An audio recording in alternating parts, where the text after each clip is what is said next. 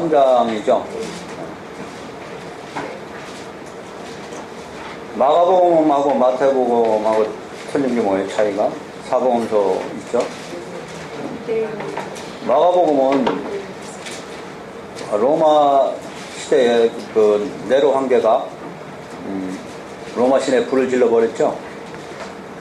그래가지고 백성들이 황제한테 이제 막 저기 그러니까 정치적으로 흔들려가지고 내가 불지른 게 아니고 기독교인들이 불질렀다 해가지고 그때부터 기독교인들 핍박이 시작된 거죠.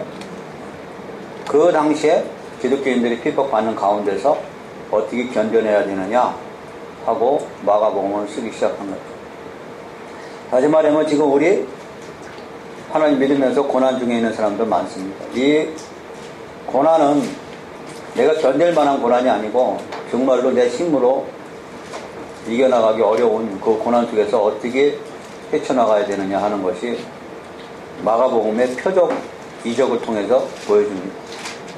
이 고난이 너무 심하다 보면 말씀이 안 들어오죠. 그래서 여기 말씀 그래도 들어러 오시는 분들은 어느 정도 고난 아마 겪고 오셨을 거예요. 이 고난을 겪지 않으면 말씀이 사실 안 들어옵니다. 왜? 필요성을 못 느껴요. 지금 그냥 교회 다니면서 안정된 생활 속에서 그냥 지내는 것이 편하니까 더 이상의 발전이 없는 거죠. 하나님은 우리한테 징계하시는데 징계하는 중에 두 가지 방법이 있죠. 하나는 우리를 영적 성숙하게 하기 위해서 고난을 주는 것이 있습니다. 그것이 욥기입니다. 욥은 잘못한 거 하나도 없고 잘 살았죠. 그러나 이제는 그런 하나님이 아니고 정말 눈으로 보는 그런 하나님을 만나기 위해서 그에게 가르쳤죠. 우리도 마찬가지예요. 하나님이 나를 지도자로 세운다든지 또 하나님의 진짜 일꾼으로 평신도도 요새는 일꾼으로 다 사용됩니다. 일꾼으로 세우려면 그 고난을 통해서 하나님을 올바르게 알게 했죠. 하나님을 전하는 사람은 하나님을 정말로 올바르게 알아야만 전하기 때문에 하나님의 방법이고, 두 번째는 우리 죄를 위해서 죄 때문에 고난을 받는 것이 두 가지가 있죠. 지금 이들은 자기들이 죄가 아니고 지금 네로 황제로부터 지금 핍박을 받고 있기 때문에 거기서 이겨나갈 수 있는 방법은 너무나 심하기 때문에 말씀 사역이 아니고, 그래서 마가복음은 16가지의 표적과 이적을 통해서 하나님 백성을 위로하고 있습니다. 그래서 이것이 우리한테 은사가 필요한 거고 설명했어요. 특히 마가복음은 사복음서 중에 제일 먼저 쓰여진 거예요. 연대기적으로는 마가복음이 제일 먼저 써졌지만 지금 두 번째 나와 있죠. 마태복음이 제일 먼저 와 있는데, 이 마태복음이 왜 먼저 와 있느냐, 이 구약과 신약하고 연결할 수 있는 고리가 마태복음이에요. 그래서 아브라함과 다윗의 자손 예수 그리스도의 계보라 하면서 아브라함과 다윗에게 무엇을 약속했는지 구약을 통해서 마태복음 1장 1절에서 구약과 신약이 이어져 가는 시작하는 거죠. 그래서 족보로부터 시작해서 족보 다 보려면 구약을 보지 않으면 안 되니까요. 그래서 구약을 통해서 신약이 형성되기 때문에 마태복음이 먼저 나와 있는 거죠. 그래서 마태복음은 70% 이상 구약을 인용해서 써져 있죠.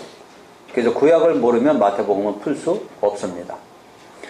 그러고 나서 마가복음이 바로 이어진 거죠. 연대기적으로는 많은데, 그러나 마가복음이 먼저 써졌기 때문에 마가복음의 거의 90%를 마태복음, 누가복음에서 인용했다는 사실이죠. 그래서 한 것 또 하고 한 것 또 하는데 그 당시 상황, 사람마다 다 틀리기 때문에 같은 사건에서 보는 눈이 틀려진다는 얘기죠. 그래서 같은 내용이지만 세 번씩 계속 마태, 마가, 누가, 오병이어는 세 군데 다 있고, 또 귀신 쫓아내는 거 세 군데 다 있고, 모든 것이 다 있거든요. 그러나 그 의미 자체는 조금씩 틀려집니다. 그리고 요한복음만은 영적 복음이죠. 요한복음만은 하나님의 아들이 어떤 일을 하셨으며 하면서 영적으로 마태, 마가, 누가에서 설명하지 못한 영적인 부분을 요한복음에서 관을 꿰매는 거죠. 그래서 완벽하게 복음서가 성취되는 것이 사복음서입니다. 그래서 마태복음을 듣고 마가복음 보면 좀 쉬워집니다. 훨씬 쉬워집니다. 왜 한국어 또 듣는 거기 때문에. 그래서 마태복음 들으신 분은 다시 한번 입력시키세요. 이 복음서는 상당히 중요합니다. 이 복음서는 왜 중요하냐면은 이 복음서를 통해서 이 신약의 배경이 전부 다 근거가 됩니다. 바울 서신도 이 복음서를 기준으로 해서 많이 사용됐습니다. 예를 들어서 이 말 그대로 복음서입니다. 이 복음서라는 것은 구약에서는 나타나지 않았던 거예요. 구약은 전부 다 뭐예요? 율법이에요. 근데 율법인데 이제 복음이 시작된 거죠. 그래서 율법을 복음으로 바꿔주는 과정이 많습니다. 그래서 이것을 복음서를 잘 이해해야만이 율법과 복음이 뭔지를 판가름하는 게 되는 거죠. 근데 비유로 많이 됐기 때문에 이거 해석하기도 좀 쉽지는 않아요. 그러나 이것이 올바른 해석이 되면 율법을 바꿔주기 시작합니다. 예를 들어 산상수훈도 율법을 완전하게 해놨다고 율법이 더 강화되는 것을 볼 수 있어요. 그죠? 눈으로 보면, 문자로 보면 율법이 더 강화된 거죠. 오리길도 가야 되는데 이제는 나는 너에게 다시 이르노니 십리길도 가라. 그 다음에 마음으로 뭐요? 마음으로 살인한 자는, 아니 형제를 미워하는 자는 살인한 거와 똑같다 하면서 더 강화되는 것을 볼 수 있어요. 예수님이 산상수훈에. 그래서 우리는 그 산상수훈을 보면서 벌벌 떨거든요. 나는 이렇게 못하는데 근데 하나님은 왜 이걸 하라고 그러고 예수님이 오셔가지고 왜 이걸 율법을 또 이렇게 하라고 그러나? 하는 거죠. 아니에요. 하라고 한 게 아니라 율법이 이제 어디로 들어와야 돼요? 마음으로 들어와야 된다는 얘기예요. 그게 구약에서는 율법이 아까 부자 청년처럼 뭘로만 들어왔어요? 겉으로만 들어왔어요. 나는 이웃에게 훔치지 않았고 도둑질 하지 않았고 하나님이 예배 잘 드렸고 겉으로만 신앙생활을 한 것이 구약이에요. 그러나 신약에서는 애적은 신앙이 아니고 이제는 너희들 신앙이 어디로 들어야 된다? 마음으로 들어야 된다 하면서 산상수훈을 강화시켜서 뭐야? 너희들이 누구냐? 주님은 너희들이 못한다는 소리를 듣고 싶은 거예요. 아버지, 저는 이거 못합니다.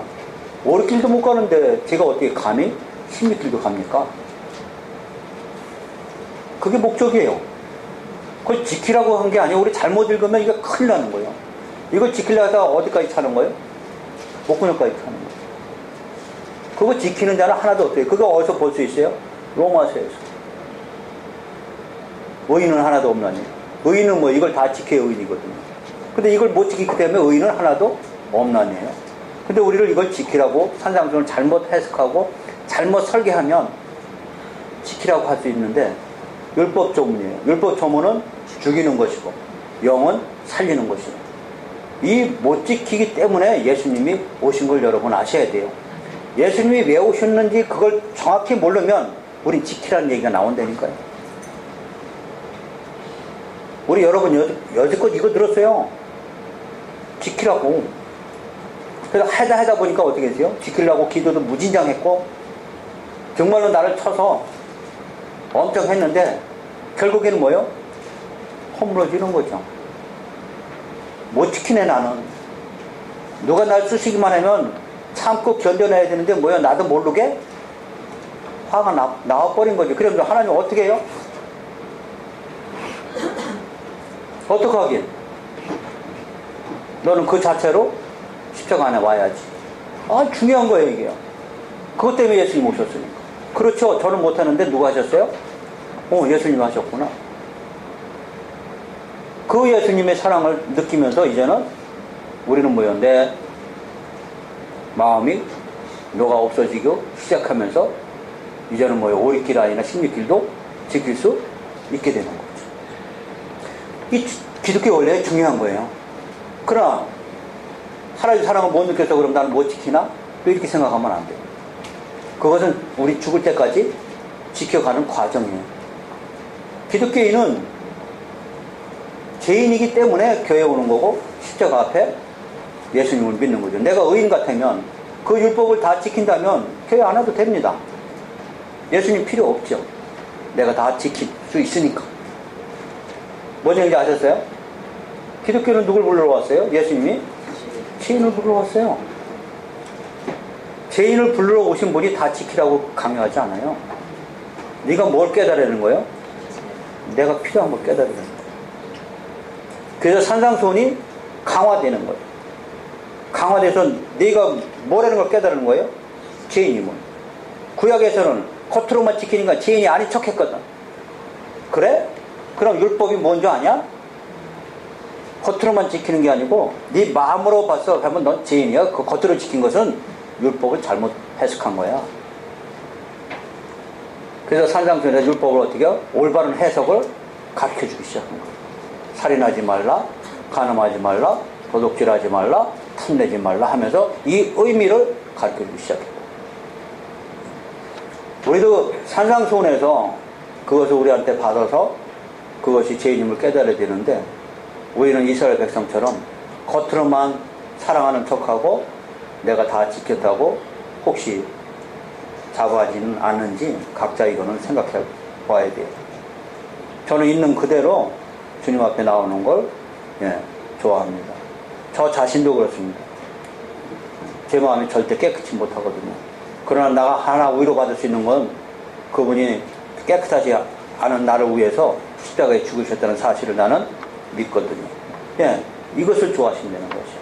이것이 하나님이 마음에 합한 자예요. 아셨죠? 그러면서 우리는 성장해 나가고 성장해 나가는 거지, 하나님 앞에 뭐 잘했다고 내가 이렇게 했다고 자랑하는 자는 내가 밥에 다 쌓는 거하고 똑같다는 얘기죠. 인간의 의로는 절대 하나님 나라에 갈 수 없음을 여러분 명심해야 됩니다. 이것이 뭐예요? 사복음서에서 적나라하게 나타난 거죠. 율법이 뭐고 복음이 무엇인 거예요. 우리 마태복음에서 어느 정도 배웠습니다. 이 중요하기 때문에 계속 이어지는 겁니다. 그래서 이제는 마가복음에서 똑같은 얘기가 나오지만 마태복음에서 배우신 거 여러분 그대로 다시 복습하는 심 잡으시고, 새로 오신 분은 그 의미를 다시 아시길 바랍니다. 자, 오늘 마가복음 3장이죠. 예수께서 다시 회당에 들어가시니 한쪽 손 마른 사람이 거기 있는지라. 사람들이 예수를 고발하려 하여 안식일에 그 사람을 고치는가 주시하고 있거늘, 예수께서 손 마른 사람에게 이르시되 한가운데 일어서라 하시고, 그들에게 이르되 안식일에 선을 행하는 것과 악을 행하는 것, 생명을 구하는 것과 죽이는 것 어느 것이 옳으냐 하시니, 그들이 잠잠하거늘 그들의 마음이 완악함을 탄식하사 노하심으로 그들을 둘러보시고 그 사람에게 이르시되 내 손을 내밀라 하시니 내밀매 그 손이 회복되었더라. 바리새인들이 나가서 곧 헤롯 땅과 함께 어떻게 하여 예수를 죽일까 의논하니라. 여기 3장 1절부터 6절은 상당히 중요한 말씀이죠. 주제가 뭐예요 벌써? 여러분 읽으면서 그냥 읽지 말고 주제를 먼저 할 줄 알아야 돼요. 주제가 뭐예요? 병 고치는 거? 여러분 이거 볼 줄 알아야 된다니까. 예수님이 지금 회당에 가서 뭐 했어요? 생명을 구했어요? 여기 주제가 안식이래요. 병 고치는 게 아니라고요. 안식일에 의미가 뭐냐? 구약에서는 안식일로 뭐 했어요? 아무 일도 하지 말아라 해가지고 밖에 나가도 어떻게 해요? 살살 그 거리를 쟀어요. 그들은 예를 들어서 몇백 미터 이상은 나가면 안식일을 범한 거다. 그래서 집안에서만 발발발 돌아다녔다고요. 지금도 그래. 이스라엘 백성들은 우리도 그러죠. 안식일날 뭐예요? 쇼핑 가지 말고 맛있는 거 먹지 말고 가능한 교회에서 먹고 집에 가서 뭐예요? 된장국 끓여 먹어야지. 안식일날 거룩하게 지켜야 된다고. 안식일은 그게 안식일 아니에요. 그 2000년 전에 이스라엘 백성들이 하던 거, 그 2000년 전에 신학이 우리한테까지 이어내 놓았어. 왜? 지도자가 잘못 알고 있어. 공부 안 했어. 지금 예수님이 와서 뭘 가르쳐요? 안식일은 구약에서 너희들이 이리 가지 말고 저리 가지 말고 아무 일 하지 말고 그것을 지키는 게 아니고, 안식일은 뭐 하는 거다? 말 그대로 안식한다. 안식하려면 뭐예요? 병을 고쳐서 불편한 걸 없애줘야죠. 무슨 얘기예요? 안식일은 선을 행하는 것과 악을 행하는 것, 생명을 구하는 것과 죽이는 것. 안식일은 뭐예요? 생명을 구하는 것. 생명을 구하는 것을 보여주기 위해서 누굴 고쳐준 거야 지금? 손말은 사람을 고쳐준 거예요. 이 손 마른 것은 구약에서 병은 전부 다 뭐예요? 하나님의 저주. 그러니까 이 손 마른 사람은 안식이 안 왔죠? 항상 손이 마라가지고, 이 손이 마랐다는 것은 이스라엘에게는 뭐예요? 석공. 이스라엘 돌이 유명하죠? 마블. 돌이 유명하죠, 돌. 대리석. 그러니까 이 돌이 많은 이스라엘이기 때문에 산에 가서 뭐예요? 석공이란 말. 석공 안에 돌가루가 항상 뛰니까 뭐예요? 손이 말라버렸죠? 비틀어진 거죠. 비틀어진 거예요. 그러니까 이는 안식을 취할 수가 없었죠. 이 병을 고쳐지면, 네, 나한테 안식이 오는 거죠. 그럼 겉에 있는 것만 고쳐주면 안식이 오는 건가? 아니죠. 실제로 안식은 손을 마른 걸 고쳐주는 게 아니고 우리가 뭘 고쳐줘야 돼요? 마음을 고쳐주니까 이 저주는 성경에서 자꾸 귀신 얘기가 나오는 게 이것 때문에 나오는 거예요. 귀신에 의해서 저주가 임했기 때문에 손이 말랐다. 그러므로 이 귀신을 쫓아내면 뭐가 된다? 네, 저주가 물러가는 것을 자꾸 귀신 쫓아내는 것이 이 얘기예요. 자, 그래서 안식일의 의미는 우리가 지키는 율법, 안식일을 잘 지키고 그것이 실제로 안식이 아니고 진짜 주님이 안식일의 주인이죠. 왜 안식일의 주인이요? 우리는 죄성 때문에 몸의 병도 들고 마음의 병도 들고 모든 것이 환란이 오기 시작하는 거죠. 뭐 때문에? 죄 때문에, 죄성 때문에. 그러면 이 죄를만 가져가면 네, 우리는 사망에서 생명으로 건져냅니다. 그럼 이 죄를 가져가는 게 예수님입니다. 그 예수님을 믿음으로써 우리는 안식이 되는 거죠. 그래서 예수님이 안식일의 주인이에요. 이 믿음을 예수님을 알게 하려고 안식이 어떻게 오느냐 하고 안식일을 구약에서 지키라고 그랬더니 실제로 6월절 어린 양은 전부 다 잊어버리고 겉으로 안식일만 열심히 지켰다는 얘기예요. 그걸 한마디로 지금 뒤집는 것이 3장 1절부터 6절까지. 우리도 안식일날 뭘 해줘야 돼요? 남의 생명을 건져낼 줄 알아야죠. 또 내가 안식이 임하려면 예수님을 믿어야만 내가 안식이 되죠. 내가 죄가 없어지는 거니까. 여기는 마음을 고친 게 아니고 손 마른 자를 고쳐주지만 우리는 손 마른 자보다 우리 마음의 병이 먼저 고쳐져야 되겠죠. 그렇다고 하면 우리는 안식에 임할 수 있어요. 그럼 누구는 현세 안식이라고 그러죠? 그 다음에 우리가 실제로 갈 천국 안식이 있어요.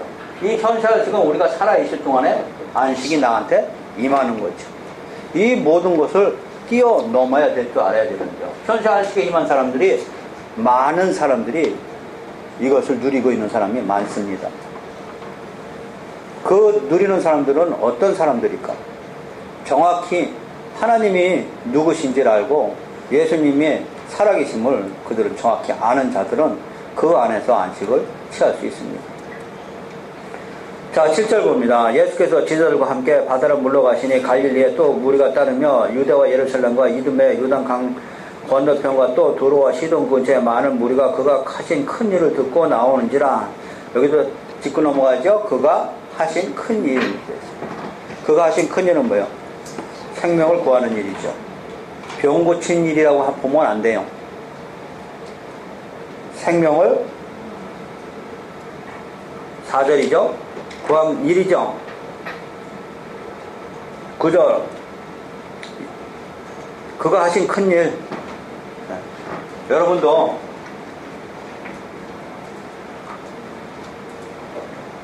그가 하신 큰 일이, 예수님이 와서 하신 큰 일이 내 머리 안에 예수님이, 주님이 그것이 정확히 알았을 때는 다른 것에 연연하지 않습니다.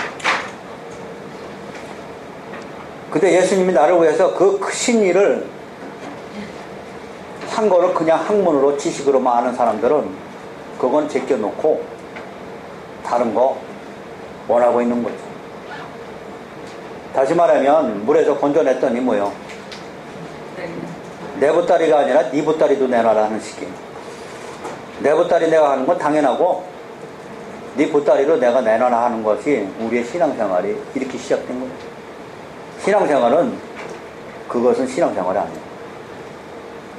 제일 중요한 것은 구약에서 유월절 지켜라.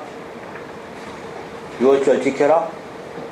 유월절 잊어버리면 안 된다. 다시 말하면 지금으로 우리에게는 예수님이 왜 오셨는지 너를 잊어먹지 말아라. 잊어먹지 말아라. 잊어먹지 말아라 하고 계속 뭐 지키라는 거예요? 유월절. 근데 우리는 유월절 지키는 그 행사만 있을 뿐이고 예수의 십자가는 빠져버렸다. 지금 예배예요, 이게.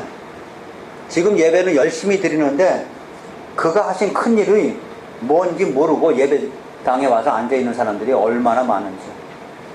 그래서 이 말씀이 나를 깨닫게 해주면서 이 말씀이 나를 영적 성숙하게 해주고 이 말씀을 통해서 하나님을 누구신지 어떤 분인지 정확히 알게 되고 주님이 왜 오셨는지 교리가 아니고 그것을 마음으로 믿는 자가 구원이에요. 구원이에요, 그게. 구원은 근데 예수님 하신 말씀처럼 좁은 문이라고 그래요. 넓은 문 아니에요. 모두가 다 십자가의 의미 깨닫지 않고 다 앉아있지만 그러나 말씀을 통해서 깨닫고 주님을 아는 자들은 이 십자가의 복음을 위해서 예배당에 앉아있는 자가 있으니까요. 네, 이게 성령의 역사예요. 인간은 절대로 하나님을 알지 못한다고 또 성경은 말씀하고 있으니까요. 이 말씀이 나의 신앙생활을 올바로 잡아주고 나를 쳐야 됩니다. 운동력이 있어서 내 영과 혼과 골수를 쪼개야 됩니다. 이게 말씀이에요. 근데 이걸 안 받거든요. 왜? 나하고 관계없는 것처럼 매버리면 그런 자녀로부터 떨어져 나가는 거예요. 교회는 열심히 오지만 이미 떨어져 나갑니다. 창세기 1장부터 우리 성경은 기독교는 말씀으로 시작해서 말씀으로 끝나는 것이 기독교의 정의입니다. 자, 9절입니다. 예수께서 무리가 애워싸 미는 것을 피하기 위해 작은 배를 대기하도록 제자들에게 명하셨으니 이는 많은 사람을 고치셨으므로 병으로 고생하는 자들이 예수를 만지고자 하여 몰려왔습니다. 더러운 귀신들도 어느 때든지 예수를 보면 그 앞에 엎드려 부르짖어 이르되 당신은 하나님의 아들이다 하니 예수께서 자기를 나타내지 말라고 많이 경고하시니라. 예. 귀신들도 예수를 보고 뭐라고 그랬어요? 하나님의 아들. 그러나 진정 하나님의 아들인 하나님의 자녀인 이스라엘 백성들은 예수가 누구인지 몰랐어요. 우리도 마찬가지예요, 지금요. 하나님의 자녀가 되는 우리 백성들도 예수가 정확히 누구인지 모르거든요. 그게 뭐예요? 예수가 누구인지 모르는 게 교리가 아니고 십자가의 의미예요. 이 의미를 전혀 모르면 나는 아직 예수 모르고 있는 사람이에요. 내가 과연 기도 내용이 무엇이며 무엇을 구하고 있는지 나 자신이 제일 잘 아는 거죠. 남보다도 자기 자신 압니다. 이 빛이 왔었는데 빛이 싫으면 그 말씀이 나한테 스쳐가는 거죠. 자, 그것처럼 지금 귀신들도 지금 예수를 하나님의 아들이라고 지금 마가는 예수가 누구라고 지금 설명하고 있어요? 하나님의 아들임을 귀신을 통해서 설명하고 있어요. 자, 그런데 12절이 자기를 나타내지 말라 많이 경고하십니다. 왜? 하나님의 아들 되심을 귀신이 얘기하고 많은 사람들이 선전하고 하면 예수님이 좋을 텐데. 근데 여기 중요한 거죠. 이게 상당히 중요한 대목이에요, 여러분. 귀신은 지금 예수가 뭘 고쳤어요? 병 고치고 표적과 이적을 통해서 오니까 하나님의 아들이라고 많은 사람한테 뭐 하는 거예요? 선포. 그게 어디서부터 나왔어요? 마태복음 4장이죠. 그러면 이 단어는 상당히 중요한 거예요. 지금 뭐 하는 거예요? 지금 귀신이 하나님의 아들이라고 그냥 넘어가면 안 되는 거예요. 귀신은 이 자체로 표적과 능력을 보여서 하나님의 아들임을 만천하에 선포하고 싶은 거예요. 그러나 하나님은 그렇게 하지 말라고 그랬거든요. 나는 십자가에서 모든 사랑하는 많은 사람들의 죄를 대신하고 주고 나서야 내가 하나님의 아들임을 인정받는 것이지, 표적과 능력을 보여줘서 하나님의 아들임을 거부하는 거죠. 마태복음 4장에 성령이 이끌려 예수가 광야로 몰아치죠. 광야 가서 사단이 제일 먼저 하는 얘기가 표적입니다. 돌이 떡이 되라. 돌이 하나님의 아들이거든. 네가 돌이 떡이 되라. 말씀으로 기록하시되 나는 하나님의 입에서 나온 말씀으로 사느니라고 물리쳤더니 그 다음에 물러가지 않고 계속 달려붙습니다. 그러면서 뭐라고 그래요? 이제는 높은 데서 뛰어내라고. 그러면 사람들이 너를 하나님의 아들로 죽여 세울 거다. 모든 인간은 높은 데서 떨어지면 다 죽거든. 그런데 너는 하나님의 아들이니까 높은 데서 뛰어내리면 안 죽거든. 인간은 돌이 떡이 되게 할 수 없거든. 하나님의 아들이니까 뭘 보여라? 능력. 똥 말씀으로 물리칩니다. 지금 귀신이 똑같은 역할을 하고 있어요. 지금 예수가 지금 병 고치고 많은 병을 고치고 오니까 네가 하나님의 아들이라고 모든 사람에게 선포하고 싶은데 예수님이 12절에서 자기를 나타내지 말라고 경고하신 거 여러분 아셔야 돼요. 이 의미를 아셨어요? 우리는 하나님의 아들인 예수를 어떻게 나타내는 지금은 마태복음 1장 1절은 어떻게 시작해요? 하나님의 아들 예수 그리스도의 뭐예요? 복음의 시작. 복음이 뭐예요? 예수가 우리 대신에 죽으시고 부활하신 것이 복음이에요. 우리한테는 기쁜 소식이란 말이에요. 이 복음을 통해서 하나님의 아들임을 나타내야지 어떤 표적과 이적을 통해서 하나님의 아들 되심을 나타내는 것이 예수님은 싫답니다. 그럼 지도자가 된 우리들이 예수를 어떻게 나타났냐가 중요합니다. 과연 표적과 능력을 통해서 하나님이 살아계심을 나타내야 되는지 아니면 예수님 말씀 맞다나 나는 그런 하나님의 아들이 아니고 십자가에서 우리 죄를 위해서 죽으신 하나님의 아들임을 여러분들에게 나타나시기를 원하시는 것이죠. 예? 아셨어요? 예. 세상 사람들은 하나님을 모르고 하나님 살아계신 걸 모를 때 표적과 이적 나타날 수 있습니다.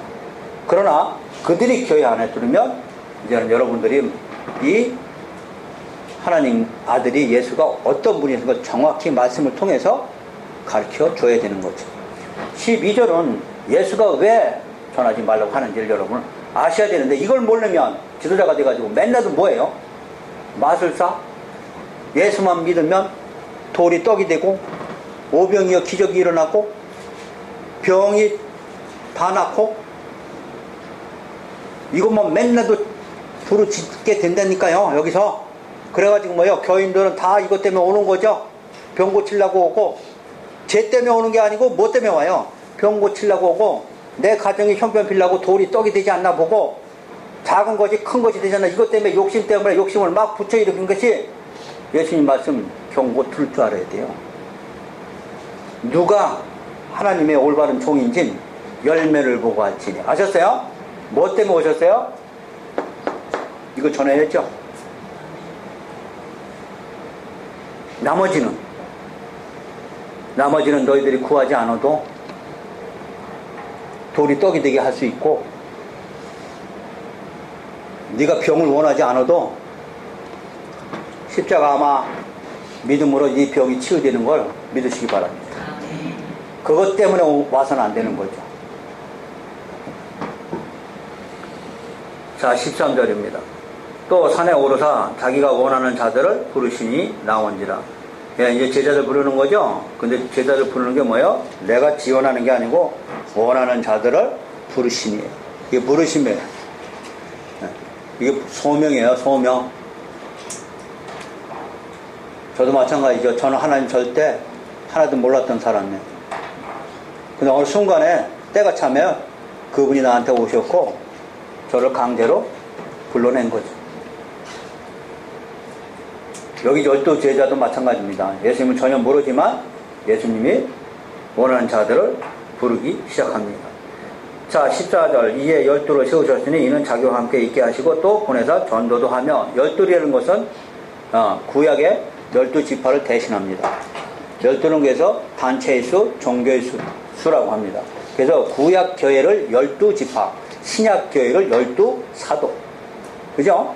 그래서 12 해가지고 계시록에서는 14만 4천. 14만 4천. 어디 이단 가면 뭐 14만 4천 만 구원 받는다며.